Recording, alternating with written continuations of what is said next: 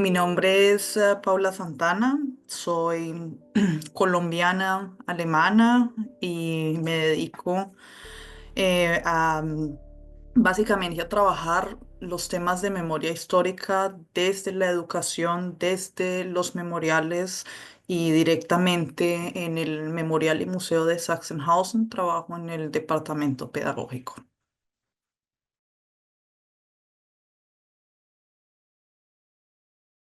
Bueno, la historia del campo de concentración o del lugar histórico que hoy en día es memorial es bastante complejo en el sentido de que es parecido a la ciudad de Berlín. También los lugares a su alrededor son mm, lugares físicos en donde pasan muchas capas de historia. Entonces no es posible solamente hablar de un campo de concentración que además va evolucionando hasta hoy en día. Entonces, claro, en el lugar hablamos de que en 1936 el régimen nazi construye ahí el campo de concentración nazi. No es el primero en la región. Estamos en Oranienburg, el primer campo de concentración que hubo en la ciudad, quedaba muy cerca a la estación central de trenes, es decir, que los primeros prisioneros de estos campos van a llegar eh, directamente a campos predestinados para, sobre todo, prisioneros políticos, pero Sachsenhausen y su importancia histórica hoy en día y la razón por la cual más de 700.000 personas visitan el lugar al año es que es también el primer campo de concentración que se construye como campo modelo para el resto de campos de concentración en el sistema del régimen nazi. Y muchos pensarían también que los primeros campos de concentración recién y se construyen em, meses o años después de que Adolf Hitler llega al poder, y estamos hablando de campos de concentración que a los 2 meses de la llegada de los nazis al poder empiezan a estar en uso.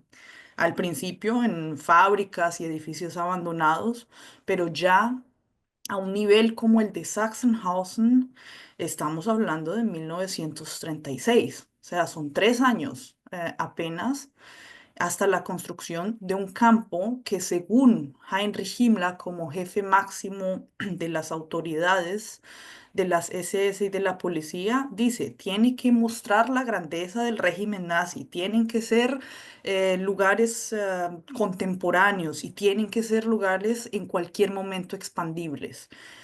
Ahí fallan un poco con Sachsenhausen y llama mucho la atención porque es una geometría, o sea, se nota que los perpetradores realmente invierten mucho a nivel arquitectónico de pensar el lugar para su beneficio, a tal forma que es una arquitectura en forma de triángulo, de tal forma que sea fácilmente vigilable, con poco personal. Y bueno, para no entrar tanto en detalles, estamos hablando de una geometría del terror, pero que los mismos enemigos de los nazis en 1933 no van a ser los únicos, y sobre todo cuando entran a una Segunda Guerra Mundial. Y si al principio hablábamos de prisioneros políticos, ya después hablamos de judíos, homosexuales, Sinti Roma, más de 40 nacionalidades entran a este lugar em, como prisioneros, y son más de 200.000 personas que entran como prisioneras a Sachsenhausen hasta 1945. Entonces, esa es una parte de la historia de este lugar, pero el lugar sigue en funcionamiento como campo especial soviético del 45 al 50. Después tenemos un vacío del 50 al 61. Tratamos de imaginarnos, bueno, la población de Oranienburg tiene sus casas dañadas, Alemania y sobre todo la cercanía de Berlín fueron fuertemente bombardeadas. Entonces, ¿qué hace la gente? Que se lleva el material, las maderas de los barracones, hasta que hoy tenemos un vacío y, o sea, no están los barracones, faltan muchas de esas estructuras originales. Tenemos luego el primer memorial de, en la región, pero también hablamos de que en Alemania hay una guerra fría y también después de la Segunda Guerra se divide Alemania. Entonces son capas, por eso lo llamo yo capas de historias, donde del 61 al 90, Sachsenhausen, ya como primer memorial en la RDA, pues va a tener un tipo de memoria bastante mm, definida. Lo político es importante, los prisioneros de guerra, los prisioneros em, políticos o comunistas o, bueno, todo, todo lo que sea políticamente relevante va a ser fundamental en estos tipos de memoria hasta la reunificación alemana.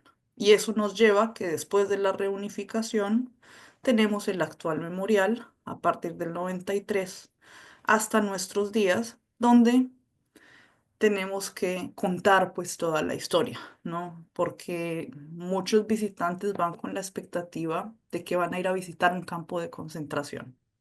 Y eso es algo que tenemos que manejar ya dentro del lugar de, bueno, no fue solo un campo de concentración, también fue campo especial soviético, también están visitando museos que a su vez son memoriales, pero que también es un lugar que es un cementerio. Entonces juegan demasiadas variables y eso en un formato bastante reducido es la historia un poco del lugar.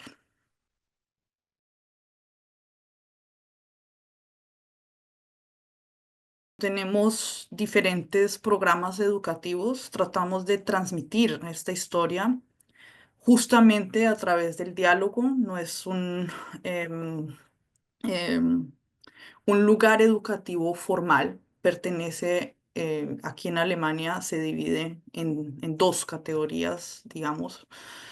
Una son las escuelas, las instituciones educativas que están ahí para darte una información, ofrecerte un aprendizaje de manera frontal. Y esos son los caminos formales. Ahora tienes otros caminos alternativos que no solamente son para colegios o universidades, sino para el que quiera. Es una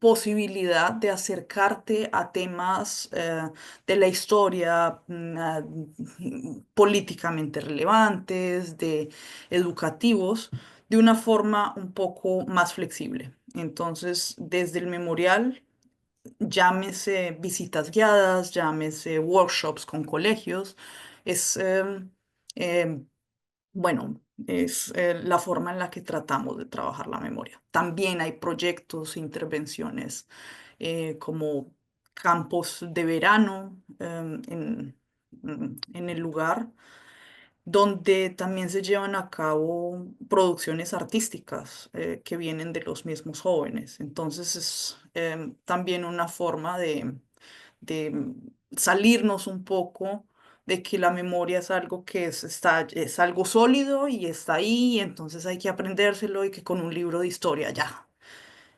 Y de esa forma tratamos de trabajar la memoria.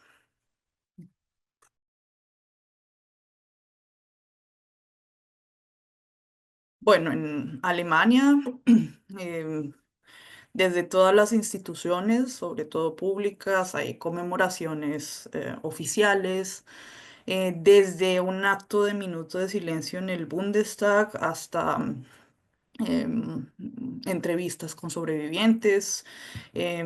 Es un poco más complicado. Cada año que pasa es una posibilidad menos de tener esa voz de primera mano. Pero en los memoriales sí se sigue haciendo em, la conmemoración anual. de no solamente de liberación, sino a todas las víctimas del régimen nazi. También se hace no solo una conmemoración al año del 27 de enero, sino se hacen conmemoraciones, por ejemplo, de la liberación del campo o de diferentes acciones que hubo en el campo y son,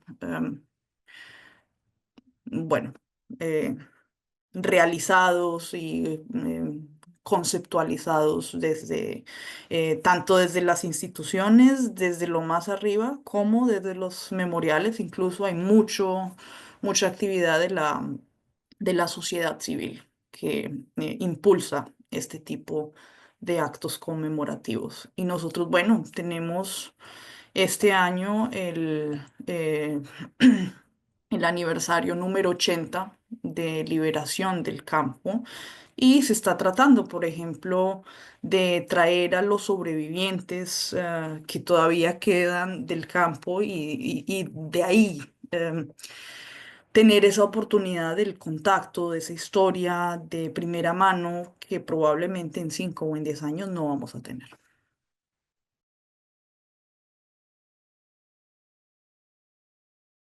Sí, sobre todo hay muchos actores de la comunidad internacional que se interesan mucho en el pasado alemán, porque en España, en América Latina, en Sudáfrica, cuando empiezan a hablar de justicia transicional, cuando empiezan a hablar de una salida de una dictadura a una vía democrática, miran al primer ejemplo que hubo en toda la historia de justicia transicional o de cómo castigar a los perpetradores por crímenes que hasta ese entonces no eran ni siquiera catalogados crímenes. Entonces todos miran a Alemania y se dan cuenta que tuvieron su proceso, pero que no son procesos que apliquen a todas las sociedades y a todos los conflictos. Y nosotros en Sachsenhausen, a mí siempre me preguntan, ¿por qué hay tantas personas que hablan español en este lugar? ¿Por qué hacen visitas? ¿Por qué escuchamos tanto este idioma acá? Em, y por una parte es por la accesibilidad que tiene de venir a visitar a Berlín y al cabo de menos de una hora estar en un antiguo campo de concentración, donde además también llegaron prisioneros españoles a estos lugares. Y también se crea un vínculo de decir, es que esto a mí también, esto a mí me relaciona, esto no es una historia alejada de que eso pasó en Alemania y gente que no conozco ni... Y cuando te dicen, no, hubo prisioneros españoles porque durante la guerra de o sea, con Franco, entonces aquí llegan em, muchos que con el curso de la guerra son capturados en Francia, exiliados por ser republicanos. Y se crean comunidades dentro de la comunidad de prisioneros, donde hay historias de solidaridad entre prisioneros españoles. Eh, que una de las historias más conocidas del campo de concentración es cómo en esos actos de solidaridad, los prisioneros españoles logran mantener vivo a Francisco Largo Caballero, una persona que por su edad hubiese tenido muy pocos chances de sobrevivir a un campo de concentración. Entonces, claro que desde la memoria alemana se juntan, hay una cantidad de ramificaciones que se juntan con otras historias de por qué Heinrich Himmler, como jefe máximo de las SS y policía, llevaba muy orgulloso a grupos de policías con altos cargos españoles a mostrarles los campos de concentración alemanes o grupos italianos.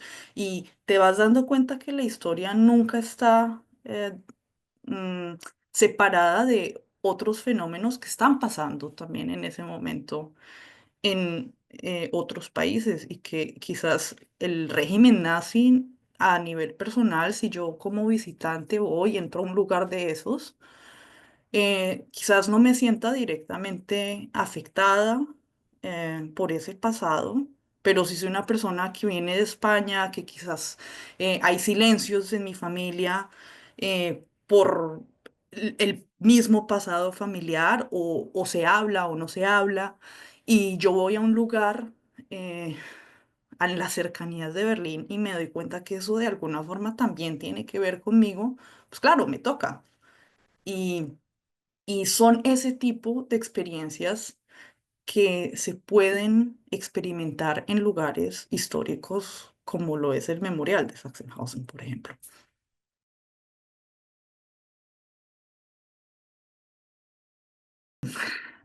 Bueno, primero que la memoria es un pilar democrático, ¿no? Y al ser un pilar democrático, implica que es un trabajo que nos concierne a todos. No basta ir una vez a un museo, a un memorial, no basta abrir un libro de historia, eh, porque es un acto constante. Es algo que como individuos es una responsabilidad de todos, em, sobre todo porque hacer memoria o recordar algo o alguien o algún evento en específico es un proceso vivo. Por eso también les decía, también hay proyectos artísticos de los mismos jóvenes que van al memorial y se hacen preguntas como, bueno, ¿qué falta acá? O a través del arte buscan empatizar con una historia por la cual no se tienen que sentir culpables, pero sienten que tiene que ver con ellos. Entonces, eh, el acto de recordar, eh, el acto de hacer memoria no es un acto pasivo, es algo que es de todos, es responsabilidad de todos y es algo que hay que mantener en ese proceso vivo para que exista. De lo contrario, cae en el olvido, y cuando caen las cosas en el olvido nos podemos volver a preguntar nuestra propia existencia. ¿Quiénes somos? ¿Por qué somos? Porque el hecho de recordar, tú recuerdas cosas buenas, cosas malas, hay cosas que te crean trauma, hay cosas, hay experiencias que hacen lo que eres hoy. Y eso pasa también con los memoriales, con las naciones, con las sociedades que de su mismo pasado construyen lo que son hoy. Ese tal vez es mi mensaje.